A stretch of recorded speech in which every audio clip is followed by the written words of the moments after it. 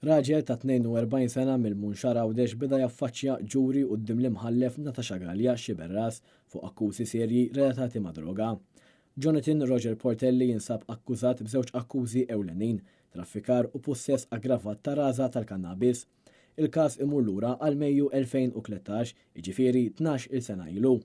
Il-każ beda meta il-pulizija waffqu żewġ tirġiel f'Marsalforn u sabuhom fuqhom raża tal-kannabis. Wieħed mill-irġiel, Joseph Grek, sostna li kien xtara id-droga mingħand Portelli diversi drabi. Waqt fiċċija fid-dar ta' Grek irriżulta li hu kellu madwar 321 gramma raża tal-kannabis. Aktar tard il-pulizija ffiċċew fid-dar ta' Christopher Bartolo u sabu 167 gramma raża tal-kannabis.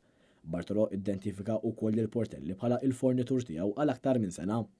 Tfittxija sussegwenti fir-residenza ta' Portelli kixfet oġġetti relatati ma' droga, inkluża raża suspettata tal-kannabis, u ġie arrestat fl-10 ta' Ottubru tal-2013 u wieġeb mhux ħati. L-Avukat Ġenerali qed jitlob ħabs għal omru u multa ta' 116,000 euro jekk Portelli jinsab ħati. Bartolo kien inizjalment ikkundannat 5 snin ħabs iżda il-Qorti Kostituzzjonali neħħiet is-sentenza wara li iddeċidiet li d-dikjarazzjoni bil-ġurament li ttieħdet mingħajr il-preżenza tal-avukat tiegħu kisret id-drittijiet fundamentali tiegħu. Fil-każ ta' Portelli, il-prosekuzzjoni qed titmexxa mill-avukati Ramon Bonitz Leiden u Kenneth Camilleri, filwaqt li d-difiża qed titmexxa minn Alex Cherry Herrera u Matthew Xwireb.